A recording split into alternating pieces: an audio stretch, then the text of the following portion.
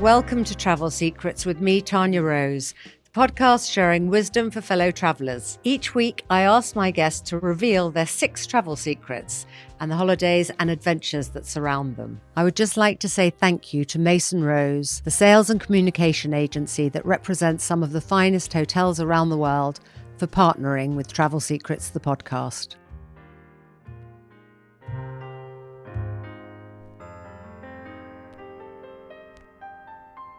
Today, my guests are the dynamic duo.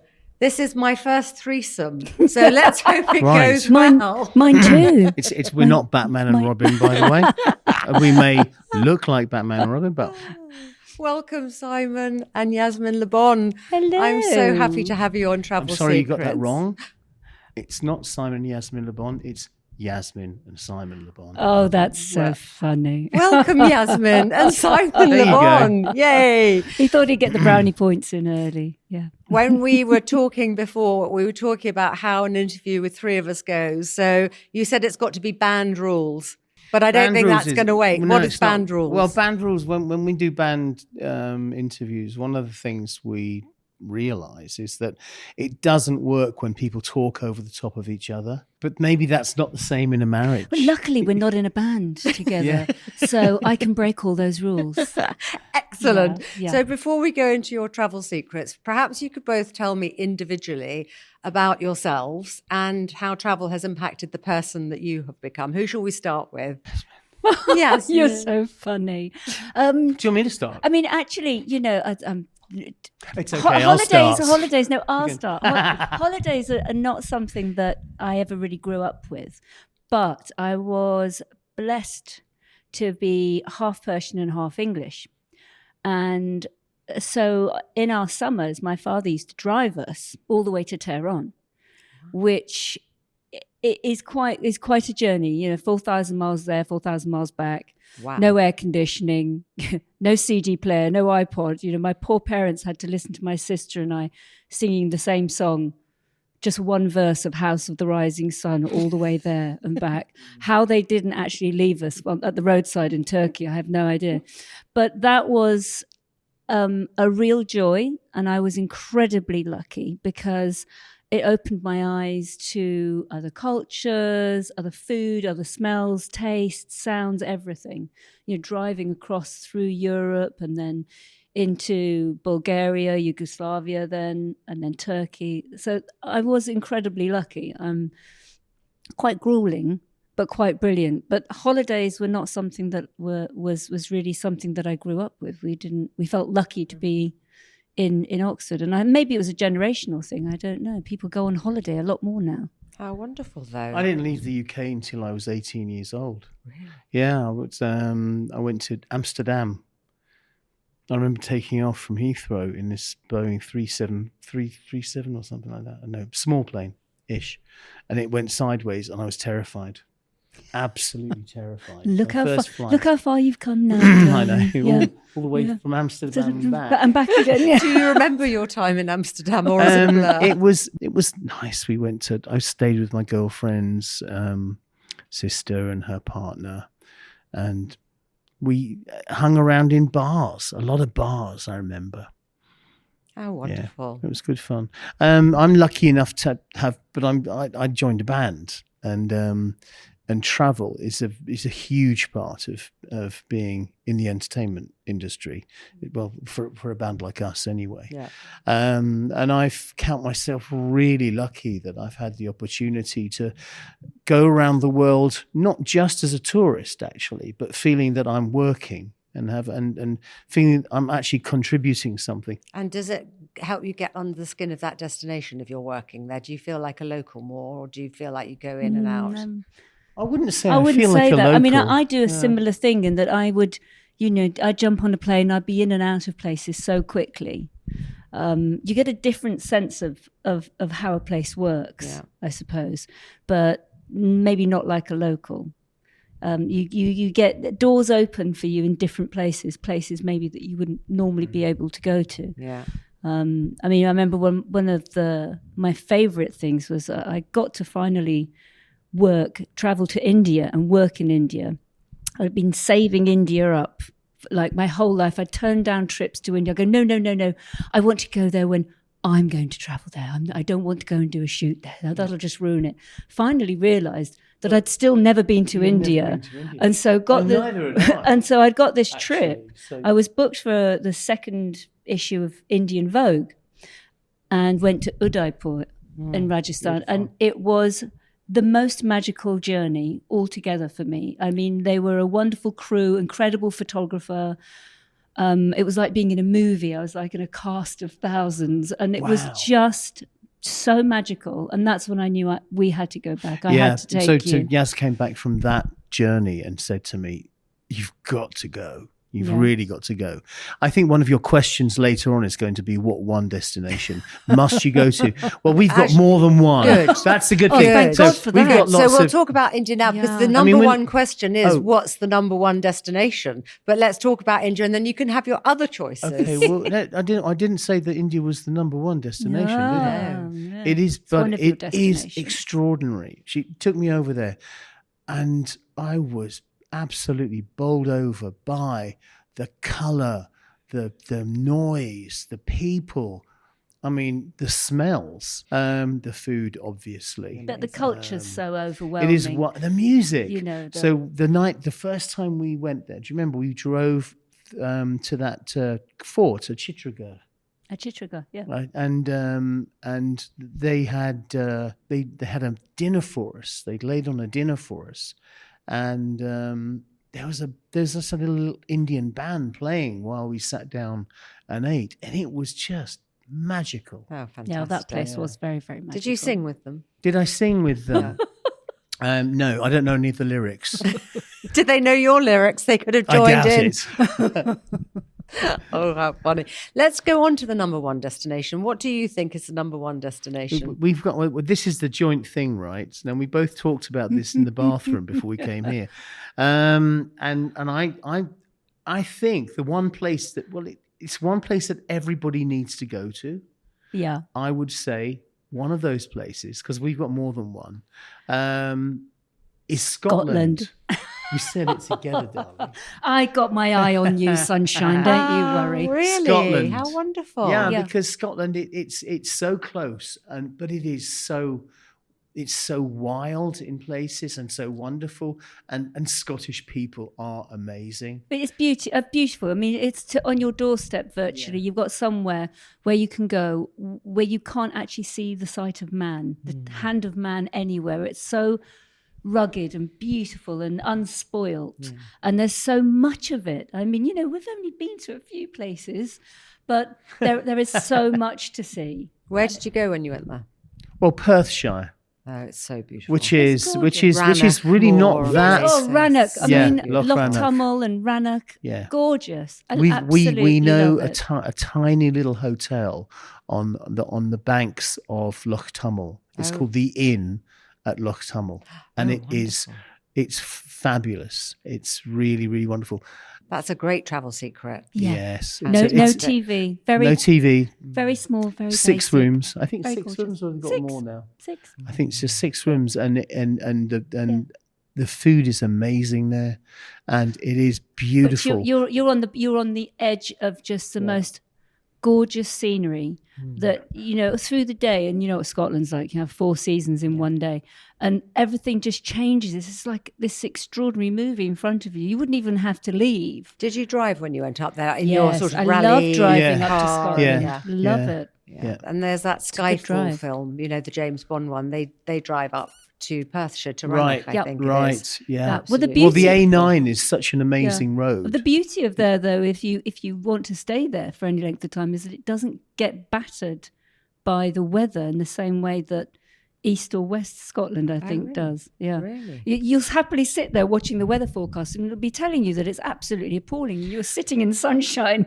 I know Yaz is very, very optimistic and rosily tinted when Well, it comes I know to what they're talking about the weather in Scotland. Yeah. Because you think that they're saying it's I know terrible. what they're doing. What they do is they tell everybody it's terrible, so they keep the house prices down for the locals. I've got it. I've cracked it. I've cracked it. Well, I'm going to go to that place. It sounds absolutely It wonderful. is amazing. Scotland is amazing. I mean, it really is the land of the big sky. My brother went to school at Loch Rannoch. Oh, at really? Rannoch School. Really? It doesn't exist anymore, Huh. but he had that every day on his doorstep. Oh, wow. Imagine how goodness. beautiful. Wow. How Yeah. lucky. Lovely. And there's a new hotel that opened a few years ago called the Five Arms. Have you I know, heard of we've that? still got to go to Right, Yeah, we've got to go to it's- Five yeah. Arms. John and Gila have been yes, there, they love it. yes, Apparently, yes. it's incredible. Yes. Yeah. Really, really great. Yeah, that's definitely on our list. Yeah. Right. So let's go on to the next one. What is the most unexpected? Oh, don't you want the other? Oh, yes, I want another because there are two of you. Please give There's me the two other. of us, and this Please is give me the well. other. This is mine because Oh. Yasmin kind of she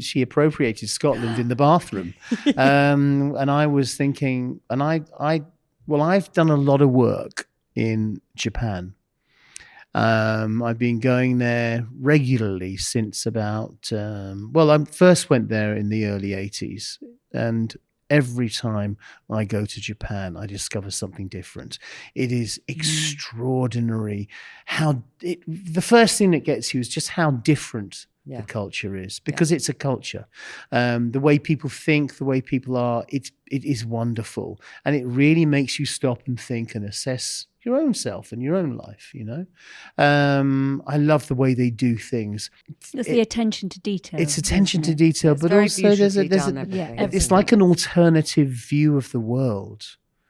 I really think they see things in a different, they look at things in a slightly different way, not a hugely different way, but in a slightly different way. And I think we can all learn from that. Do you like the Japanese food? I love Japanese food. But There's some you amazing you restaurants. particularly love Japanese food in Japan, though. Yeah. That's. I think it's very different, actually. I remember once I was staying there I was staying at the Okura hotel, and I got a little bit adventurous, and I saw on the room service menu that little baby octopuses. I thought I'd get some of those, so they sent them up. They came up on a tray on a table. And I got my chopsticks and I pulled out a tiny little baby octopus like that. It was. I put it in my mouth. I just spat it. It was so fishy. Oh, It was really unpleasant. It was like concentrated bad fish taste. Really not something I like. But I mean, I've eaten things like squid stomachs. Good Which God. did you manage that? Yeah. Did I you? mean, they don't really taste of a lot, but they've got a really crunchy sort of, almost like a radish sort of crunchiness of squid stomach. I think that's a good title for my autobiography. The crunchiness of squid stomach. I love all the cars there, though, and the trucks. Yeah. The trucks really? you've never seen. Number one, they're so clean, but every single one is a different custom colour. Really? Yeah. You know, you look at cars and vehicles Yeah. here, Yeah. and everything's grey or just very monotone. You're really boring. There, they're joyful. Have these micro cars that are such joyful colours. Everything's about joy. There's a delivery company, and their logo is a cat carrying a kitten in its mouth, you know, by the scruff of its neck, and it's on the side of these lorries, and they're all painted lilac.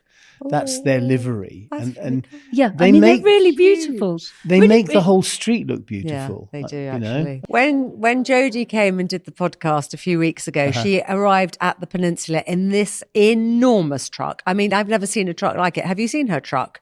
It's like Oh, she's just got a Hilux, isn't she? I don't know. It's huge, big red thing. Anyway, it was covered in mud. And by the time she left, they had valeted the whole thing. It was it was And she hilarious. took it back down to East down Sussex to get it muddy. Exactly, Yeah. get it muddy Yeah. again. Oh, it's so Yeah. funny. What is the most unexpected travel experience you've ever had? I'm going to Yasmin first. Ooh, unexpected travel experience. I mean, the one in the Mille sounded quite unexpected to me when I was... to be honest, What, the car crash? That was thank you very much, Simon. I think you'll find I was in the car. That was unexpected, uncalled for, really. I would say more than unexpected. And David Gandy and I were. I mean, I was, but I had David Gandy in the car with me. It was pretty fabulous. We were in a race prepared XK 120, and I'm overtaking another car. I'm second in a line of overtaking cars. And yes, and I'm sorry, but the guy who I was overtaking didn't realise and really got the hump with the fact he'd already been overtaken. So decided that he was about to overtake. So He didn't check his mirror, in other words. he didn't check That's actually anything. so and Didn't check his wing mirror. He and I could see he was turning, like he was pulling out, but we were we were right next to each other. I had pedal to the metal, so it was either we were going to be pushed off, which would mean we'd both be in a spin, or I had to make a split decision. See, I think you just could have clipped him and sent him into a roll over the edge. Yeah, fantastic. No, I don't think so. Anyway, it all you ended very well. Survived, got back in the car Yes. and completed and it. thrived, actually. That's Actually had the amazing. best run after that. That would probably be my most unexpected of journeys. Wow. But, I hadn't, again, on one of the journeys to Iran, we managed to, my father was a really strong-minded character. Nothing fazed him ever. The only time I think I've ever seen him not frightened, but that focused was when we were going across Turkey. And in those days, there was barely a proper road going through Turkey. You wouldn't see anyone else in the road. And we're in the middle of nowhere, and this huge storm came out of just nowhere. And it was extraordinary. It was like being in the dead of night.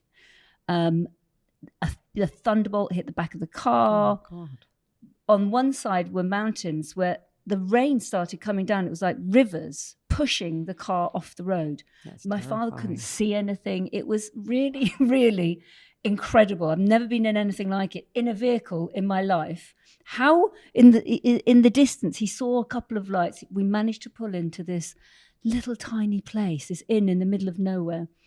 Anyway, that was astounding. I have to say that journey, because the next day we drove out and the boulders on the road were the size of houses. Oh my God, how terrifying. It was really That's where you get incredible. your intrepidness from, I'm sure. Really incredible. After that, I mean, everything's just, everything's a Simon, breeze after Do that. you have really. one that's unexpected and not Well, quite as dangerous? I can't really compete with Yasmin on the unexpected stories. What I would say is, way back in 1982, when we finished the album Rio, Yep. while Nick Rhodes stayed in London mixing the album, myself, John Taylor, and Roger Taylor, unrelated, and Andy Taylor, unrelated, we all took a flight. We took an Air India flight out to Sri Lanka. I said, I've not been to India. I haven't been to India, but I have been to Sri Lanka. And none of us were expecting anything. We just weren't. So we didn't know what we were walking into. We'd just come off making this album, and they said, right, you're going to go to Sri Lanka to make the video. So we went, okay, fine, whatever. And we got off the plane, and it was extraordinary. We just had we just didn't have any idea what it would be like. I suppose it was our first time really, in a proper third world country. And a lot of the things, a very different culture as well. Yes, and a lot of the things that I've talked about in India really apply to Sri Lanka too. But it was just that coming from one world to another, the culture shock was extraordinary. I mean, when Nick arrived, he arrived wearing his leather stage suit into sort of 35-degree temperature. We said, where are we going? They said, oh, we're going down to a place called Gaul. Beautiful. And it was. We said, how far away is it? They said, 60 miles. We thought, we'll be there in half an hour, sort of 45 minutes. It was like a 4-hour drive because of the way that the roads are and the way they drive. Wow, they drive scary. Do they do like chicken like they do in India? India? Well, it's not so much that. They're very good at figuring out where a car's not going to be when they go past that spot. Scary. When we went there, the food wasn't up to much. It wasn't. It was everything was coconut. 80s. It was all coconut. But we stayed in a hotel which would become the Amangalla. Oh, yes. Yeah. Then when we were there, it was called the New Oriental Hotel, and it was owned by an English lady called Nesta, a lovely, lovely English lady. I got told off because I was by the swimming pool and I saw this palm tree, and I thought, hang on, it's got coconuts on it. Did you try? So, oh God, I got a coconut off it. I did. Oh no, I didn't. I'll tell a lie. It had fallen on the floor, and I picked it up and I found a knife and I cut it open and drank the juice. And then I was told off for eating one of Nesta's coconuts. Really? I stayed in that hotel. I also left turned my into the Amangalla. I know. I left my swimming trunks on a bush to dry in the sun, and went off. And when I got back, they were gone. Did a fan steal them? No. Apparently, this is what in Sri Lanka, if you leave things on bushes, it's for anybody to take. Oh, Fair game, yeah. Brilliant. Yeah. So the next question is, what is your most overrated or underrated? It sounds like Sri Lanka was quite underrated, actually. You weren't expecting it to be as lovely as it was. Absolutely. It was beautiful, beautiful place. Have you got any overrated places that you've been to? We had a bad Overrated, experience. Do you remember we went to a... Ooh, that's contentious. Contentious Yasmin Le Bon. Underrated, Sweden. Absolutely. Underrated, Love yes. Stockholm. Sweden. Love the place to go. archipelago out of Stockholm. I mean, sailing out of there it's just magical. Yeah, pure magic. Frankly, And who built Stockholm is what I want to know. Every time I go there, small country, must have been even smaller a couple of hundred years very ago. simple answer to your Look question. at all yes. these massive Swedish buildings. people. Who built all of this, and where are they now? There is the most beautiful hotel in Stockholm. Not one of my clients, but I think one of the best hotels I've ever been to. Ethem. Yeah, I know. It that is one. absolutely cool. gorgeous. It's Because so that means wonderful. at home, doesn't it? Yes. Yeah. Okay. And yeah. it feels like that, doesn't Yeah, it? It's that's just it, so yeah. beautiful. Yeah. I love it. That's my little. Ethem is always my reference for everything. It's like, have you seen? Do you like that? Have you seen Ethem? Yes. Exactly. No, but it's so beautiful. Everything. Yeah. She's got exquisite taste. Yeah, she really does. Really Elsie exquisite Crawford, taste. isn't it? Yeah, fantastic. I mean, I'll be honest with you. I think when you're talking about sort of overrated places, I mean, there's not many places that if you know about stuff, and of course, because of our experience, we tend to have an idea. There's not many places we go to that we're really disappointed by. That's good. And I think, and the other thing is, it's got a lot to do with how you are. If you go somewhere wanting to find the best in it, wanting to enjoy yourself, then you probably will. If you go there a bit disgruntled and looking for the holes in the carpet and the walls, you'll find them. Yeah, I agree. Totally agree. I Absolutely. mean, it's tough, isn't it? When people talk a lot about somewhere, and you do build up expectations. Simon's been lucky enough to tour in South America, and I only got to go to Brazil. Oh, that was a surprise. And was super, super, super sick, really bad Brazil belly for the entire time we were there. But I've never traveled to Argentina or Chile, and I'd absolutely love to go. But I'm almost scared to do it now because I want to so much. I've heard so much. You know, is it going to live up to my expectations I think now? it absolutely will. Recently, some great friends of ours actually took 3 months off and went backpacking around Really? around South America. yeah. Wow, that's very at our age. Our age. Really? Yeah. Can you believe Can you it? believe it? No, that is How amazing. dare they? What were they thinking? That is Can amazing. I interrupt here now? Yeah. Oh, gosh, here we go. Okay, so Yeah. a real surprise, another real surprise was Chile. The second time we went there. The first time we went there was during the Pinochet era. Really? Pinochet was his Chile? Pinochet, Chile. So, and we went there. I remember people looked really sad and really miserable. I don't think the weather was very good when we were there the first time. It was a bit crap. And I came away It's a technical thinking, term. I came away thinking, oh, I actually never need to go there again, do I? And for some reason, many years later, on a much more recent tour, say about 7 years ago, we went back on the Lollapalooza tour and we entered San Diego, de Chile, and it was like a different world. It was wonderful. It's a different regime, a different political regime, not an oppressive regime at all. People were happy. There was music everywhere. There was dancing. They are the hippies of South America. Are they? Chileans, definitely. Really? They're the new age ones. They're the ones where we find all the really interesting kind of food and a different take on things, They're spiritual. They're very, very spiritual people too. But I think all of South America's got that running through it. So you need to take Yasmin with you next time. You need to do another tour. Yeah. In South We'll America. go back there. I've been saving it up. Or even not a tour. Go back. You'll go back.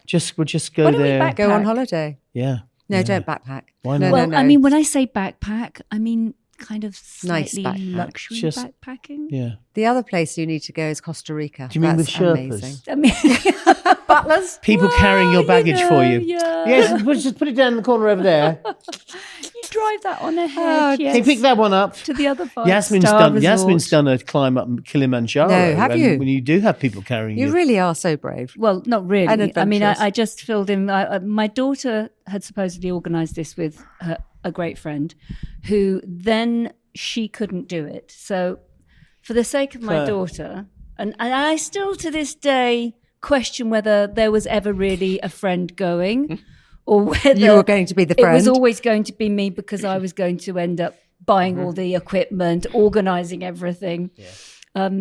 But we did go up. I was the only person who couldn't summit, actually. I got really? terrible altitude sickness, which I knew was on the way. There was the day before they took us up to base camp level just for lunch, just to give us a little taste of what that was like and then take us back down to sleep.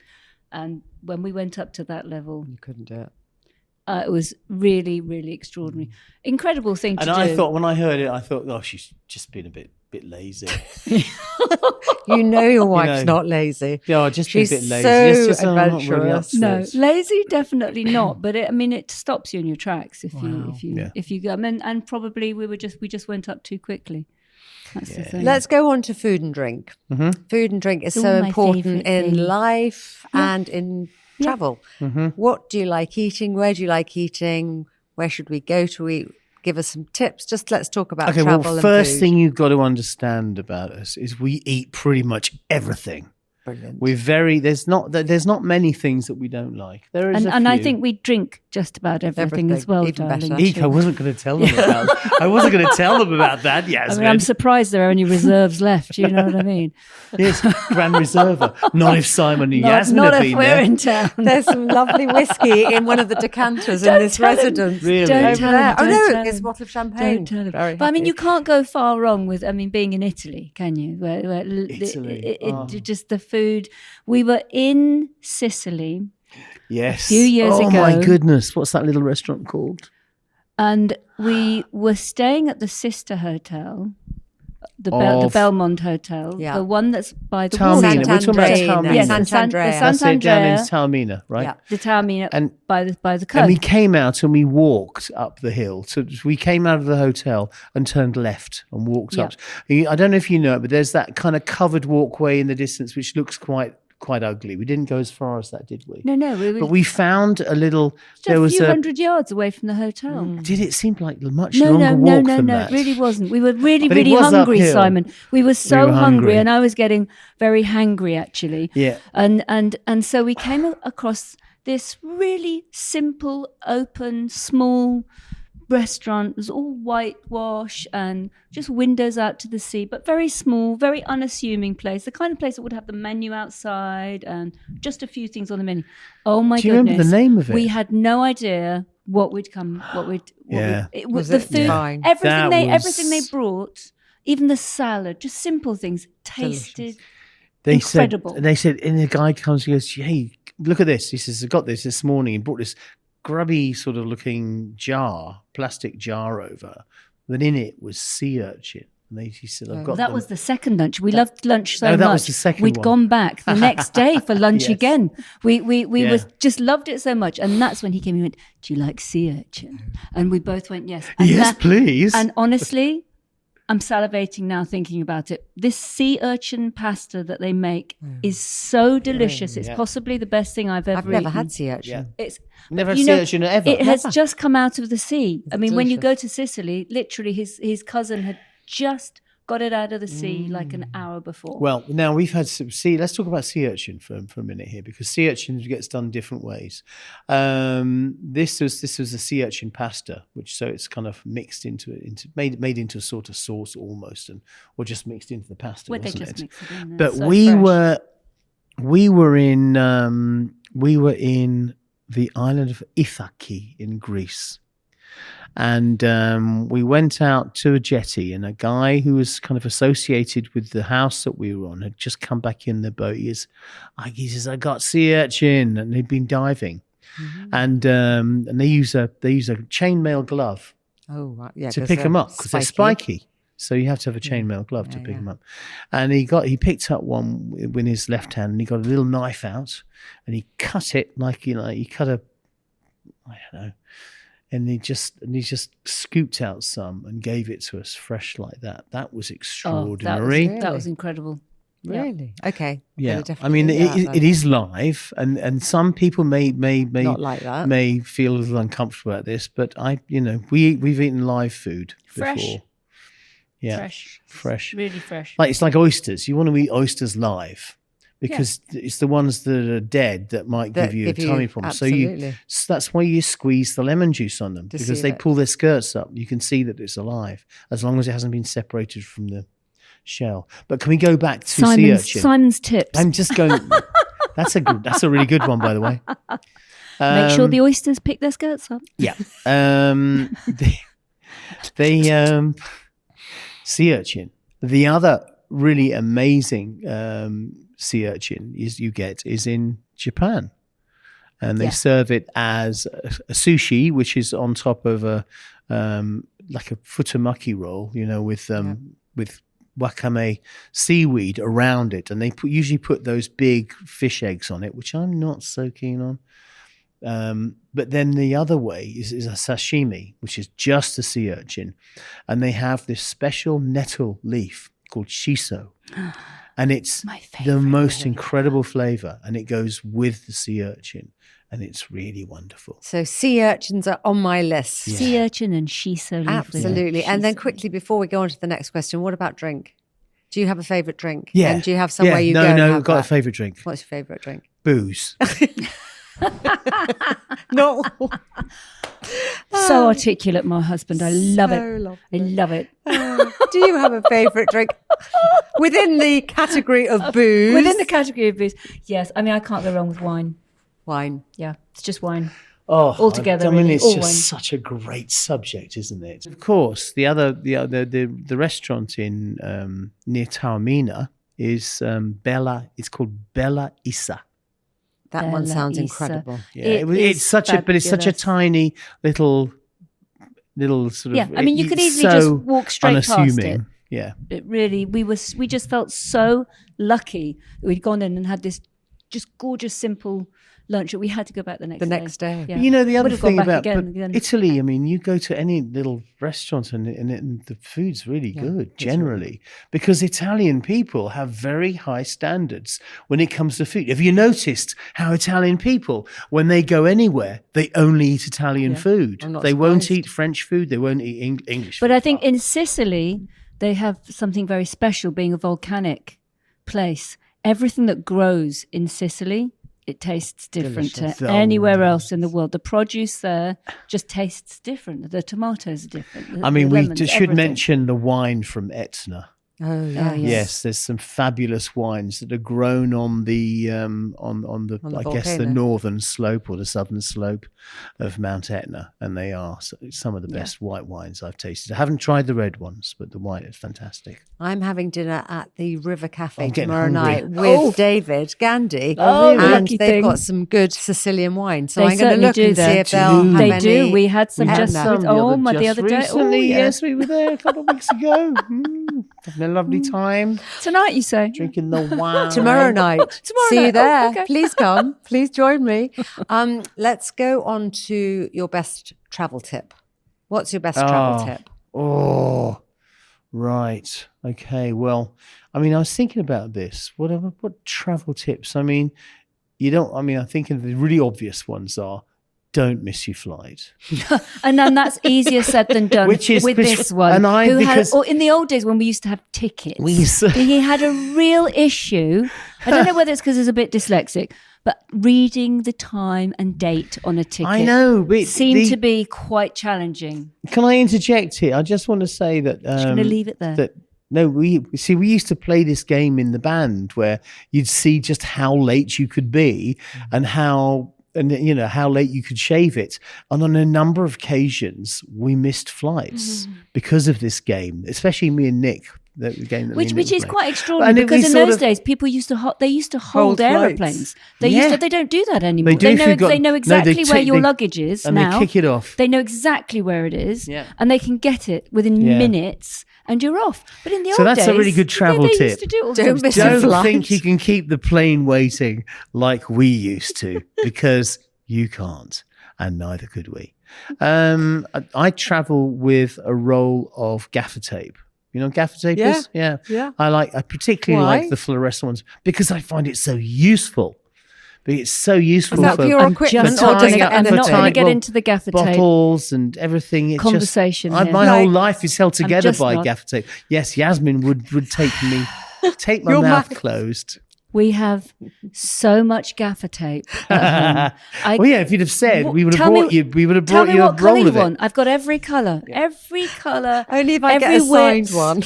Every width you can imagine. Yeah, because you never know when you're going to need gaffer tape. And it is true. It is very useful. I'm not sure we need as much as we have. So funny. But on the same note, I mean, my tip would be I always travel with a Swiss Army knife. Tell me about the market you were telling me about earlier as a good travel tip. You were saying something about... Oh, well, London's full of things. And I love rummaging. I love antiques and bric-a-brac and anything really, any kind of rummaging. I love it. I used to call them rotting body shops because you never the hope that you find a rotting body, know what you could find, something fabulous or a rotting body at the back of it. Yeah, oh, you found one, Mum. But those are hard to find now. But there's a fabulous. He doesn't stop, Princess.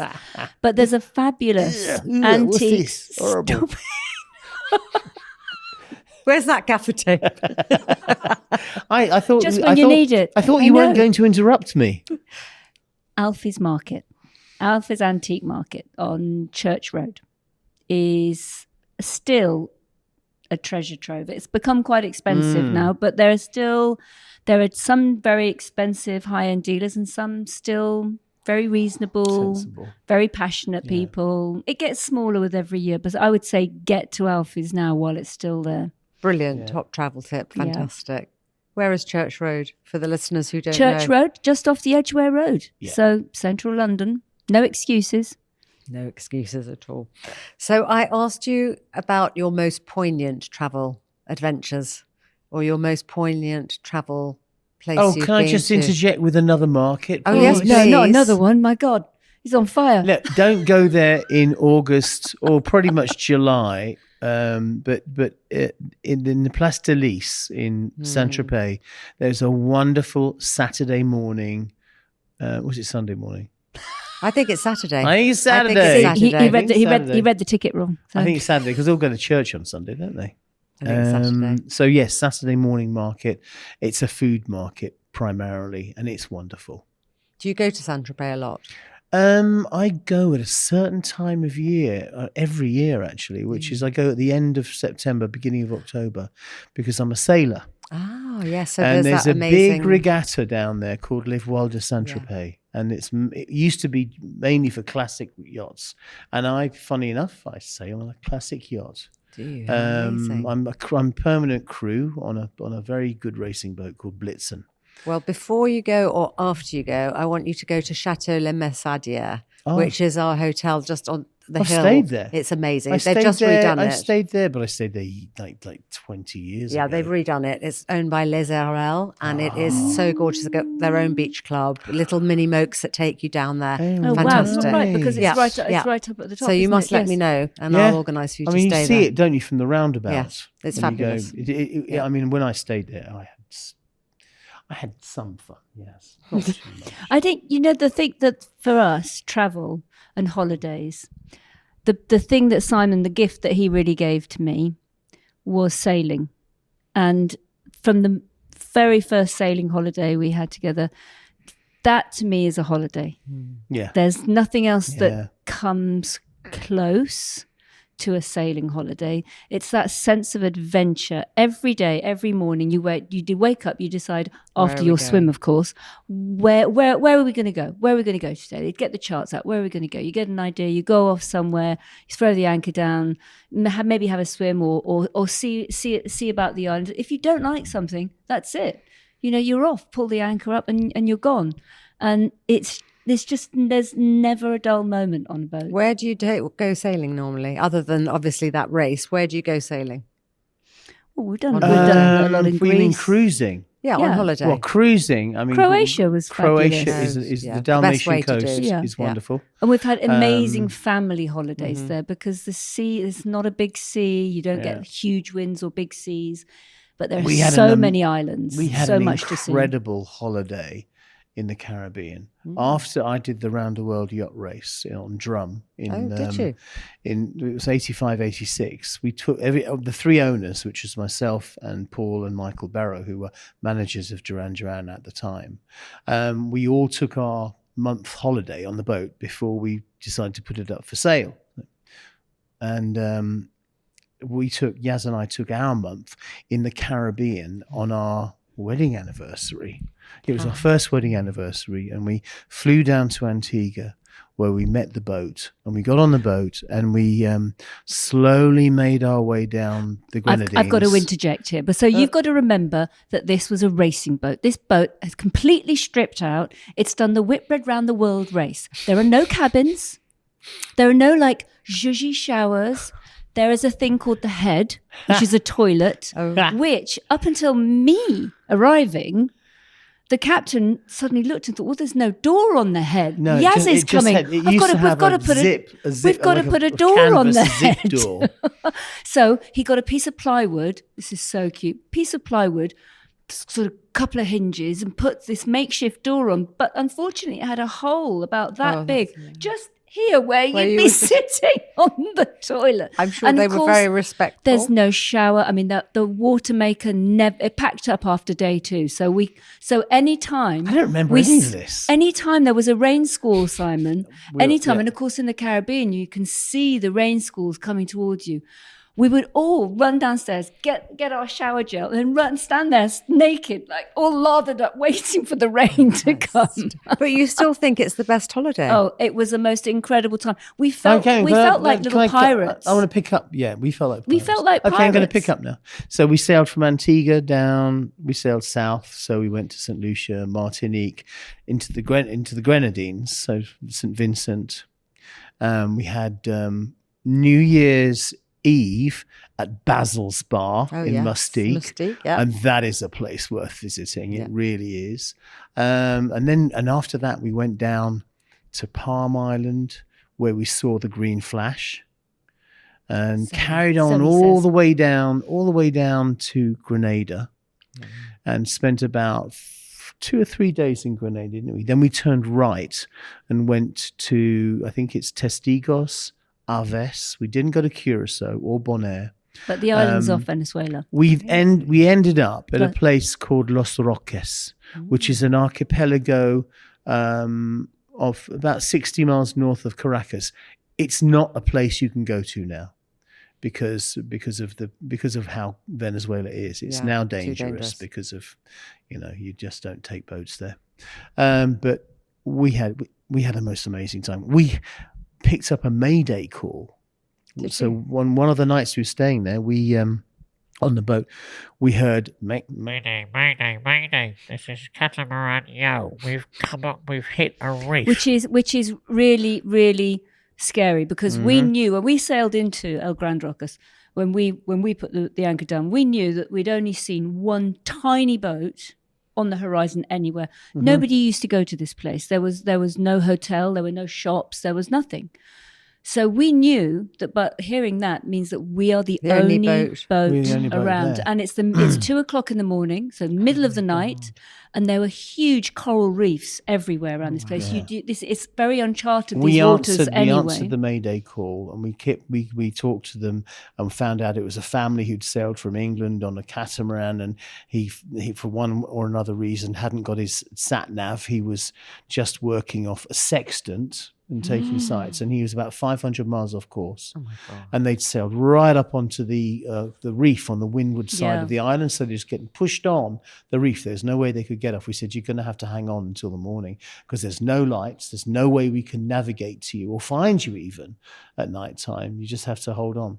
So in the morning, my brother was on the boat, went across to one of the islands and found a doctor who had a light aircraft, and they took off and they flew along the reef and spotted the boat up on the reef, and we organised a rescue party with the islanders. When we took about 30 people in 6 boats and went along, and we got the family off.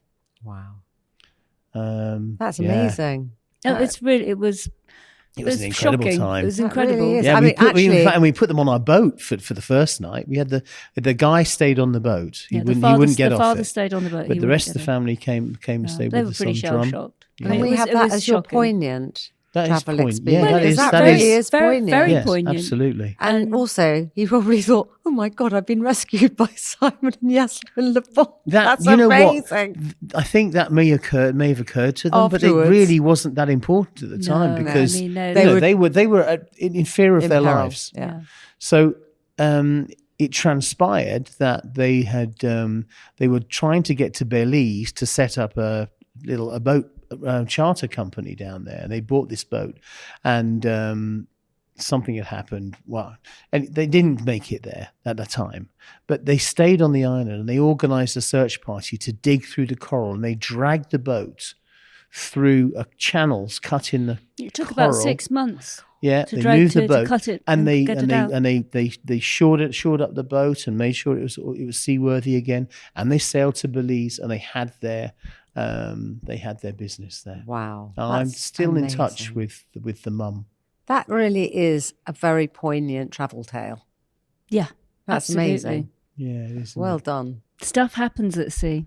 Well, I'm glad that you love it and that you've had the best holidays. How fantastic. Yeah.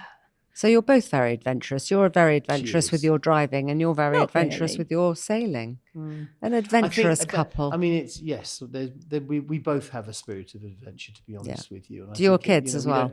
We're not. Yeah. Definitely. Yeah. They love it. I mean, the best holidays have always been on boats, really. Yeah.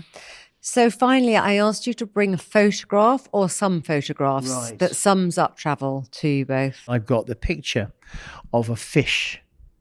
It's called a big eye fish, and I found it in a market in a town called Aomori in